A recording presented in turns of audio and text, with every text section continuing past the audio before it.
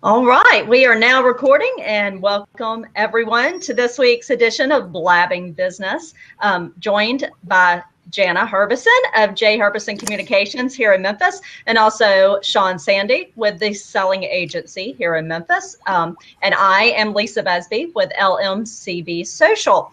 Today we're going to be talking about authenticity and how do you show it. Who wants to kick off? Don't fight too fast. Don't everybody fight at once. I can kick off, but you'll hear me. The video is a little funky, but I'll talk. That's all right. Yeah. So what do you think? And I should say that Jana handles PR and marketing and communications, media relations. Right. Yeah. And that all, of course, ties into authenticity, especially when it comes to how you project yourself and your brand and your company to the outside world. So obviously, I think the authentic self or your authentic business comes from how authentically you represent that business. I think that you like, especially in terms of things like social media, in terms of being out in the public and speaking. Because you are, the head of the business is really the face of the business, and people have to feel like they can trust you and you're being real with them before they'll ever really sit down and do business with you and continue to do business with you. So whatever you project out there, whether it's a product or a service or yourself as an expert, you have to make sure you're presenting that authentically in every communications venue you're out there in. So just to start out. Right, because I would say even the best PR, it's not magic. And so even if you are out in public and you're just not a really kind person, it's hard to even overcome that with, good PR. So you have to remember what kind of person you are and be very authentic. So, Sean, what about you from sales perspective? Well, authenticity is one of the 4 tenets of modern consumers. We demand specific things now because we can get these things elsewhere. We can see into businesses, and so we demand authenticity, transparency, collaboration, and responsiveness now when we want businesses. And what it means, on the authenticity front, when you're trying to sell something to someone, I think it's Danielle Laporte says this. She says, authenticity is a service to others. When you are authentic, you are showing people exactly what you stand for, and you're telling people exactly what it's, what it's like to do business with you. It's a pre-qualifier, in fact, and it should be. If you don't like me, and this is what I stand for, and this is my, value system, you have different values, you're probably not going to like doing business with me. If I hide that as a seller, or I'm not upfront about that, then you are just protracting the inevitable, which is a failed or less than satisfactory relationship. Seller, authenticity is key, and actually it can work the opposite way. If you're not authentic, it can hurt you, but it also can be really great for you in that when you're authentic, you attract people who have the same value system and the same values as you. And so you can actually attract business that way and attract the right type of clients. And I don't know, Jana and Lisa, if you've ever had the wrong client, and not necessarily because you're not being authentic, but when you have the wrong client, it is painful. When you take business for the wrong reasons, or because you need the business, or you don't realize it, or people, maybe those clients aren't necessarily upfront on the front end about what their expectations are or what they're really willing to contribute to the process of change. That is so painful. So authenticity on that two-way street is really important. Absolutely. Go ahead, Lisa. Yeah, you said it. And, not only is it a service to others and, clients or potential clients, it's a service to yourself. I mean, if I can't really be authentic and I'm trying to be somebody else or trying to handle things that may be over my head, I'm not really being true to who I am either. And it's hard, man. That would be, such a burden, I think. It's kind of like it's kind of like the, whatever the saying is about, it's just harder, or it's easier to tell the truth because you just don't have to worry about covering up stuff. Yeah, and that's so true. And one thing, I actually, had a situation where I had a client and the expectations, I think, were a little high. I did the best I could to be truthful and authentic, yet, the expectations were still high, and the product actually did not meet the expectations that we were trying to promote. So I finally had to part ways with that client. So when you said that, I'm like, it's tough because you want to feel like you can help everyone, but you really have to be reasonable and true to yourself and true to your client. If y'all are not seeing things eye to eye, or if the expectations are such that that it's just not going to happen. So, it's rare, luckily, but every once in a while you have to be, real with it. And I think that helps them. It helps you. It also helps them in the long run too. Right. Which is so important. I mean, we as business owners, we want to be authentic, and of course we are going to run through, some tips of how you display your authentic self through different channels that your business uses. But it's really important for the client to be authentic too, and to really be upfront about what you're going to demand, what your true needs are, and to have those conversations to keep those channels open. And it's hard sometimes if a client, isn't upfront about what they really want or what they expect. It's, it's like pulling teeth from a cat to try to get truth out of people sometimes. And it's hard to service them if you don't know what they need. Exactly. True. And I learned this lesson sort of the hard way after a couple of clients, say they want this, but they, in the end, they were not the best consulting experiences for me on my end, because the client really, their culture wasn't set up to move or to actually, carry out the behaviors of change. And so actually it changed my practice. The strategy and action portion is to where we do a lot of ethnography now before we actually build a strategy for anyone. And that we go, just like, anthropologists, we go see what the actual culture is of that organization to see how do they authentically act every single day versus what they're telling me they want to do. So we go in and we interview the clients, we interview the employees, we interview everyone throughout the organization, so we can really truly understand what they're saying, even if they think it, or if they just say what they think they want people to hear. We have to understand what is the authentic soul of that organization before we can actually build a strategy that helps change and helps them, become a selling organization. John, it's so funny you say that, because I'm starting out with an organization right now, and the previous person who did it did a great job, I think, in making a proposal a few years ago. But what I noticed was they went in and made the proposal before they ever really sat down and strategized with the client. And really sat down and met with that client and analyzed everything they were doing. Because it's not, there's nothing cookie cutter. And if you go in, with different situations. And so, I think when I'd sent my proposal, they were expecting more, but I said, look, once we get this started, we'll really get into the meat of it. And if I try to give you a proposal without really looking into the meat of what you're doing, I'm not being the best person I can be to help you. So absolutely. Yeah.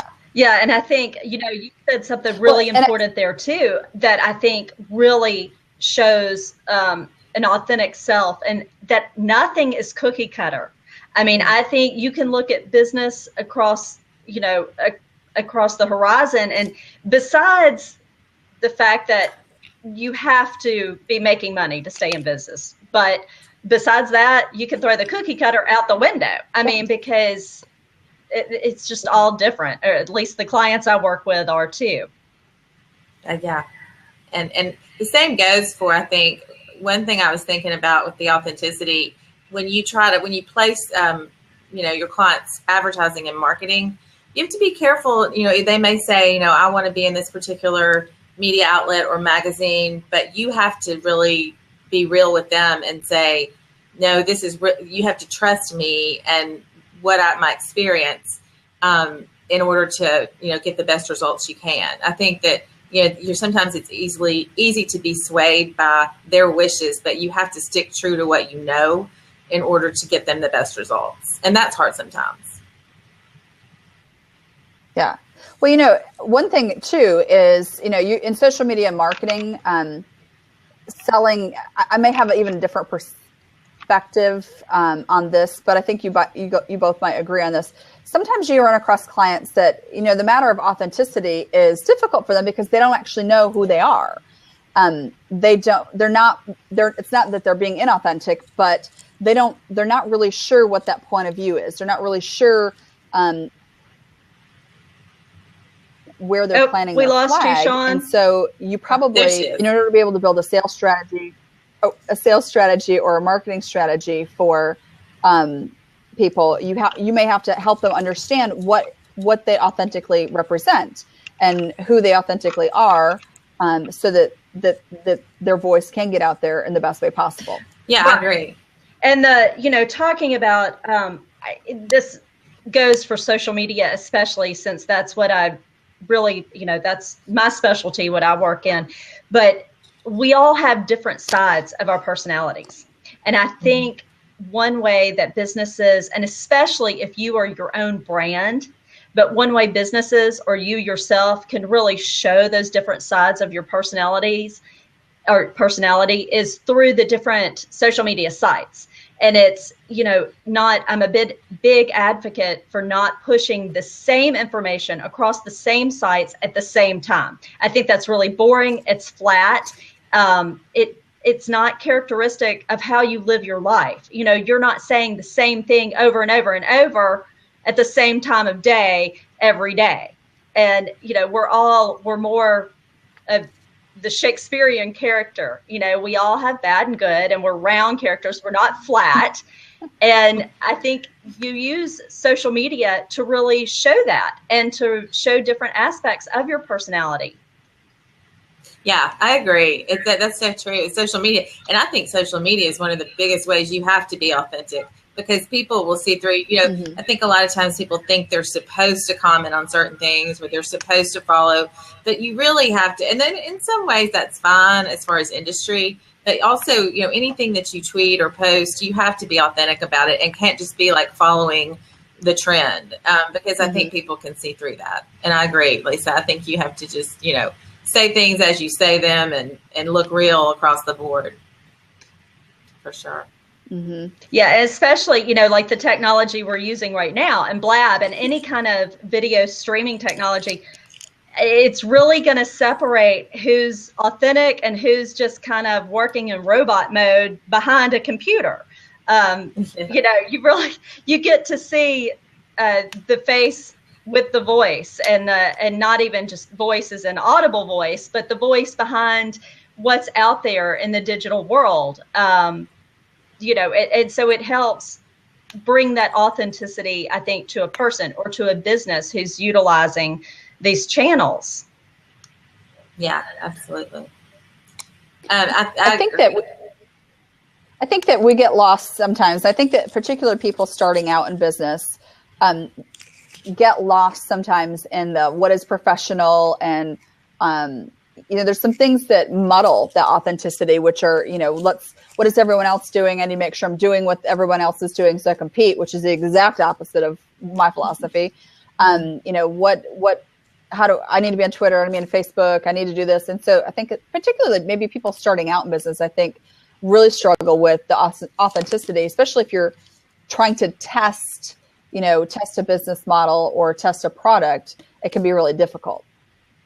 Yeah, and I think as far as determining, you can't do it all, and nobody should try to do it all or be in every space. You really have to determine who your client is. Who do you want to work with? Where are they? What are they saying? And I think that's another part of being authentic is listening. It's not all about just using your voice and you. It's rarely about you. It's about your client. And if you hadn't figured that out, figure it out real quickly, because that'll help you, work very authentically with who you want to work with. Sometimes you're just not the best match for that person. And sometimes that person or potential client is not the best match for you either. Absolutely. And, it goes back to representing who you feel like you can mesh with, but also Right. I'm getting some feedback in my ear, so I'm gonna try to keep talking. But I think it absolutely goes back to that, and I think that it goes back to also what Sean was saying, is that you have to help them know who they are, and unless you listen to them and really take note and really do your homework, you can't know who they are, and you can't help them know who they are and how to get that out there.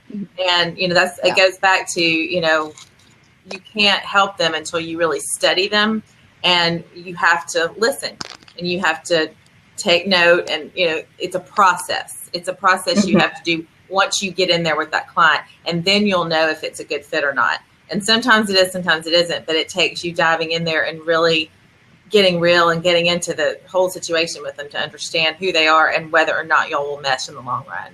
Right. And that we have Julie with us who's watching, and, she said over in the comment section, the gift of time, is a really, and I think that's a great tip to increasing your authentic awareness, I suppose. And that's kind of what we've all been talking about too. And especially when you're talking about spending time with that client or the potential client, that really helps both of you, especially on the front end, to determine whether it's a good fit. And it's, related to the business, and that gift of time goes on through that relationship too. And I think, that's an important part of being authentic too, is remembering it's a relationship. Don't just approach it like a business plan on paper, or something on the computer, or a model that you've read that you think you should do. If it does not authentically fit you, your personality, your mission with your business, then you're not being true to your authentic self. Right. Right. Lisa, and a good example of that, I think, is, like you said, you have to have that one-on-one time with your client and have those relationships.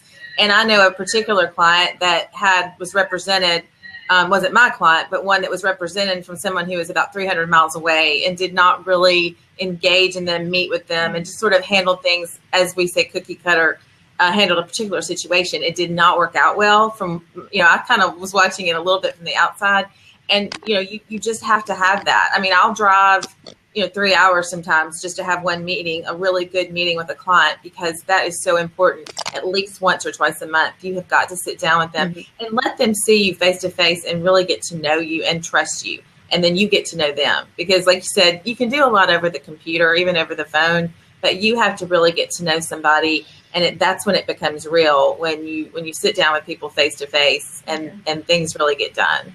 Right. Well, that's where, body language and intentions and all that stuff comes pouring out whenever you see people face to face. When it's not an email. Email's great, but email, you can't read intonation, you can't read intention, tone. Email can get you in trouble sometimes, but especially when it's typed in all caps. I just have to throw that in there. That's one of my biggest pet peeves, is unless you're really meaning to yell at somebody, please don't type in all caps in your email. And even then, yeah. Absolutely. Because email, we should have a how-to email. Yes. Yeah. And how not to email. Yes, I have a client who types exactly the way she talks, which is exactly the way she thinks. And I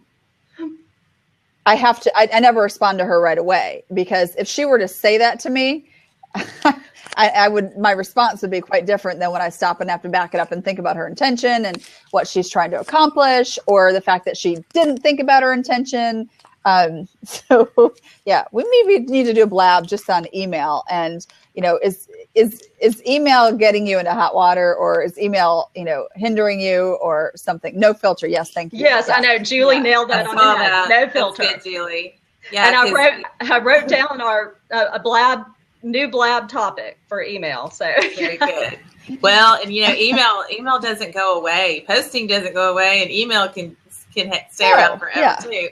And, it's that thing of reputation and being real and being, protecting that. And, you have to be careful. But once you sit down and talk to somebody, if you say something, you can go back. But no, I'm kidding. But I mean, absolutely. I think it's important to email things in some cases because people need to have a record to go back and look at things, save notes and all that. Absolutely. But as far as just really sitting down and getting down to the nitty gritty, sit down with them and then you'll really make it real. That's fun. I mean, emails absolutely.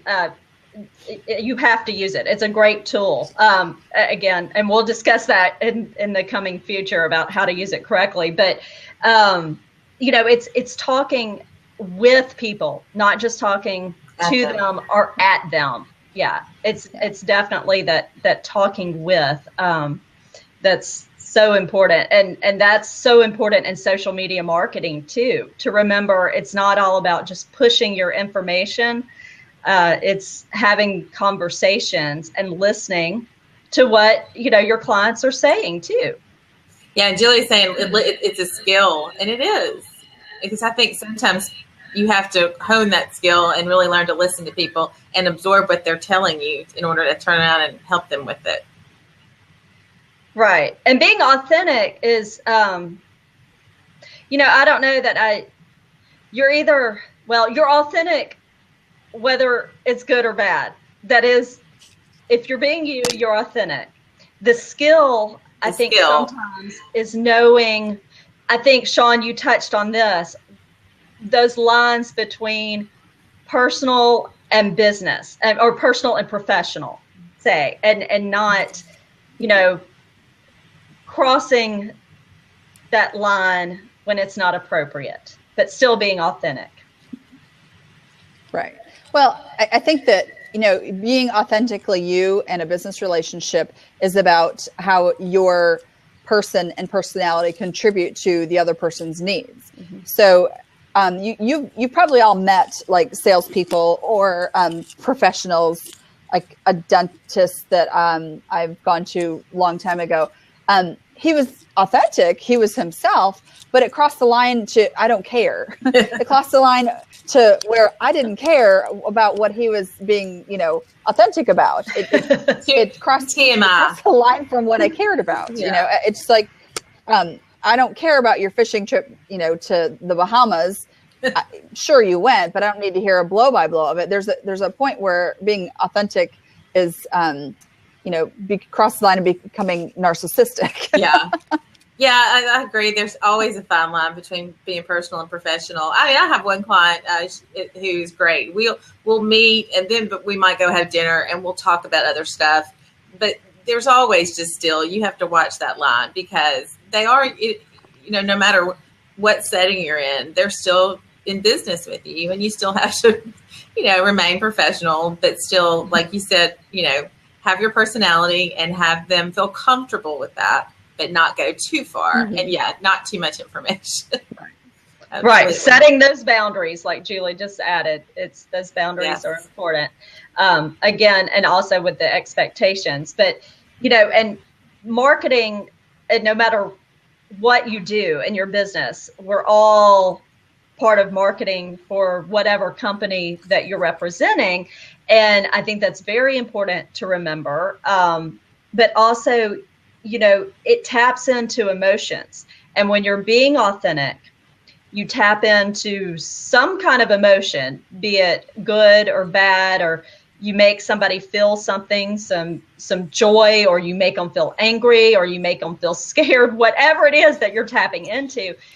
But, when you're working in sales and when you're working in, say, advertising, do y'all want to address that and how, your authenticity kind of taps into the emotions of who you're working with? Well, I think that as far as selling and being in sales, whether you're a professional salesperson or you're selling, you have a business, you're selling your own product or services, your authenticity is a great differentiator. It's what makes you uniquely you. And that, when someone wants to do business with you, they might like your product or service, but you are the person they need to trust to deliver it. Yeah. So, for someone to be able to understand who you are you authentic in what you say you're going to do? Do you follow up on things? Do you stand by your promises? Do they feel like you operate with integrity? Do you have a sense of humor? Are you fun to work with? All these things can be your differentiator when you are trying to sell something. And plant your flag on what makes you different so that you attract the people who want that in their product, service, or particularly their experience. So authenticity in selling is key to be able to attract people to you and do business with people who want the same things that you have to offer. Yeah. Are y'all there? Yes. Okay. Now we're still getting your audio, so go ahead. Okay, good. Yeah, absolutely. And it can go the other way. If you're not authentic businesses, if you just to get the business, that will come through eventually. And it's the same thing in sales, because I was in sales before. If you're just trying to make that sale, that comes through, unfortunately, and people realize that. So you have to really, for everybody's benefit, be authentic. And it's funny, it goes back to, I was watching the Republican debate last night a little bit, but it goes back to, all they see of these people is what they're saying and how they say it. Right. And the trustworthy factor and the authenticity factor is huge. And it's so, transparent sometimes. And they don't realize that, because if they're scripted, you see it. If they're not, and they really believe what they're saying, you see it. And so, in any arena, it's going to come through, I think. And that's so important. Julie just asked a question. I think that is a very great question. But so how do you do that with cold calling? How do you be authentic? Okay. I think with yeah, there you are. Go ahead, Sean. Well, so first of all, cold calling, if you can do a warm call, that's much better. If you have someone that you want to meet, if you can meet them, introduce yourself in some way that it's not necessarily a cold call, I think that's best. But also, you just have to be upfront. I've done so much cold calling, and there's a lot of people who, hey, so-and-so, how's it going today? How are you enjoying this day? Just stop all the pretenses and say, I'm Julie, and I'm looking for this person to have a conversation about this. Who is that? Get to your truth quicker, faster. You'll save everyone a lot of trouble. If you have to cold call, do it that way. I would try to warm up the lead first on LinkedIn, or find out what that person, you can find out so much about that person. See if you can find 3 things before you actually cold call them. Find them on their website, find out what they do on their website, find out what their company mission is, what their future plans are, see if they're impressed, all that kind of stuff. See who they are on LinkedIn. Where they go to school, what groups and things do they participate in? Can you join those groups? Do you have anything to input there? Do you have anything that's relevant to their context? So bring something that to that conversation. Yeah. Don't ever pick up the phone and just try to ask for somebody without knowing what they do or what their role is or what their responsibilities are. That's like a needle in a haystack. Yeah, I agree. And it goes back, I'm laughing at, I saw Ruben's little comment. Yeah. He said, talking about authentic. I love it. So hey, early 2015. Yeah. How about this? Keep it real. That's not going to go out of style. You have to, that's so funny. But no, you do. And again, make it about them, not about you. Because if you're sitting there spouting off a whole bunch of things about your company or your product or your media outlet, they're going to see that. Even if you have to cold call, go in there and listen to them and just say, I saw you out there. I think I can help you, but let's talk, and start it with that, like a real conversation, and then go from there, I think. Yeah. And I have to throw in social media here is so important when there are lots of people out there right now arguing that cold calling's dead. There's really no such thing as cold calling anymore. I think there's definitely less than there used to be, but if you can avoid a cold call, by all means do it. And you can do a lot of research on LinkedIn, and then even on Twitter, on Facebook, about, like Sean said, trying to find out 3 things about this person. A lot of times you could find out, if they're involved in any, say, nonprofits or any area events, and that'll tell you a little bit about that person. Sometimes you can find out where they went to school. You can find out if you have any common interest or Yeah. or any common connections. And a lot of times, if you can work those common connections, you never have to make that cold call. And when I say work those common connections, wow, what a robot statement. That's that's one of those terms. Yeah. But if you call your friend, that's your common connection, ask about this person, ask if they know them well enough to make an introduction for you, be it, an introduction via social media or via an email or a telephone call, and that way you can avoid the cold calling altogether. Yeah, and I think, like you said, the 2 words, LinkedIn, that is so easy because you can see exactly who you're connected with, who they're connected with. Same thing with Twitter. They show you exactly who follows who. And so chances are, like you said, there's going to be somebody that knows this person or knows their business and can make an introduction. And if not, like y'all said, do your research. There's no excuse for not knowing anything about these people in today's day and age. Maybe 10 years ago, but today you can get out there and find out and get introduced. Yeah, a warm call. And so a warm call, and Sean just typed it in there. Well, go ahead, Sean. You're here. Speak. Well, there's a lot of debate about cold calling and cold calling is dead. And inside sales specialist and owner of the Bridge Group, Trish Bertuzzi, says it really well. She says, it's not the calling that's dead, it's the cold. So picking up the phone is actually really still very effective, but not having any prior relationship is not. So a warm call is having some sort of established foundation already, whether it's you're connected on LinkedIn or you have an introduction to this person or someone is a referral to you. Those are more meaningful. You know that buyers are more assured that you're not going to waste their time. And let me just tell you, one of the reasons why cold calling is so difficult, because price is not most of the time your biggest obstacle in reaching a buyer and getting to a deal. It's time.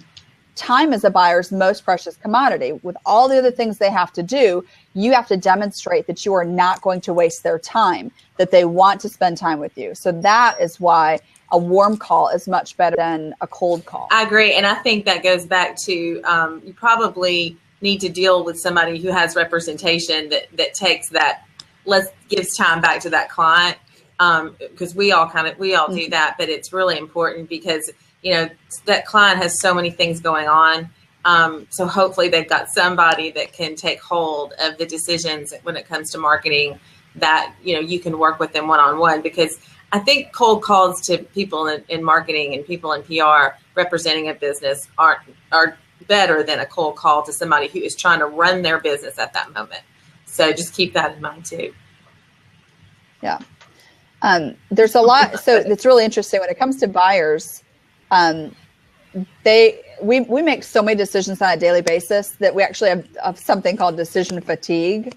So we can't expect them to be, want to make more decisions if they're already overloaded. Time is such a precious commodity, and you got to get to your truth quicker, faster. Have a warm introduction or a warm, referral will certainly help that.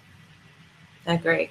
Right. Yeah. Referral. That's a great word. And that's, and it's always nice talking about being authentic. I love it when somebody cares enough to just refer you and they're not necessarily looking to get anything out of it. You will always remember that person. And that, that's so valuable. And it's great when, I love it when I have the opportunity to do it for somebody else too. And it's, remembering when those opportunities arise. And, the more that you're connected with somebody, the more you're going to remember them when you have the opportunity to refer them too. Yeah, because they're on your mind. And I agree. One of my best clients was a referral, and I will always be so appreciative of that, and will always try to do what I can for that person, if not right away, later. Right. Absolutely. And and also I think part of me being authentic is realizing too that sometimes I don't have all the answers all the time, but I'm more than willing to tell somebody that. But I can usually, if I don't have the right answer, I'll find you the person that has the right answer, though. We'll work through it together and, you know, get the best person. So, or get the best, whatever, not person, but best solution, so to say. So, all right. So before we wrap it up, and welcome to those that just joined. I think Eunice and Robin, and I hate it that we're on the tail end. If either one of you have questions, type them in. Feel free to type them in the comment section. We'll try to get to them real quick. But before we leave, do y'all have one tip that you could throw out, your takeaway for showing your authenticity in business? Something just to wrap up what we've talked about today. Sean? Well, I think in order to really attract the right type of business and to pursue the right type of business, you have to know what you stand for. You have to know how do your experiences and how does your perspective, how is that a gift to another person in the context of what you do or what you're trying to sell? So in order to be authentic and to project authenticity and to be able to speak authentically, you have to know it and understand it, which involves a lot of soul searching. You know, we want to be everything to everyone so that we don't miss any potential business. But when you're doing that, you are not giving the best to the people who want exactly what it is you have to give. So my tip for being authentic is you really need to do some soul searching about who you are, who you aren't, what you can do, what you cannot do, and what that means in service to others in context of your business. Absolutely, I agree. And I think too, what we talked about, the number one thing as well is make sure before you talk that you listen to a client, that you really sit down with them, that you research them, you get to know who they are and help them be their most authentic self out in the marketplace, in the community.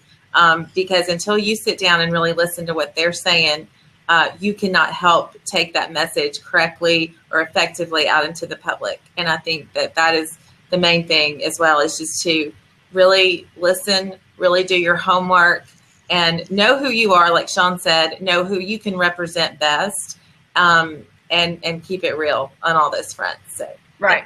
So we have doing your soul searching and then listening. And I would say, you know, of course, I'm going to throw it back to the social media front, but don't be afraid to let your personality show. You know, it can still be business, but you can still throw in some personality there and use your different social media channels to show the different layers of your personality. So, all right.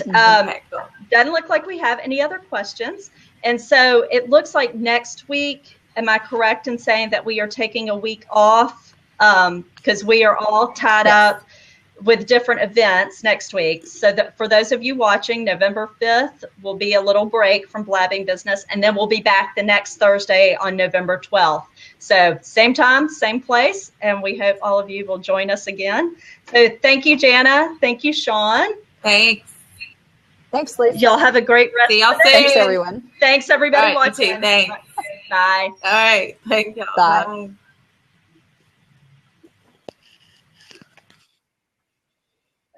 That was great. Woo! Oh, hey, sorry. No, I was just going to say, it's great. Look, I mean, we really were picking up steam there at the end. I know. I'm going to go ahead and cut it off so it'll stop the recording, though. Yeah. And then we'll talk soon. All right. Okay.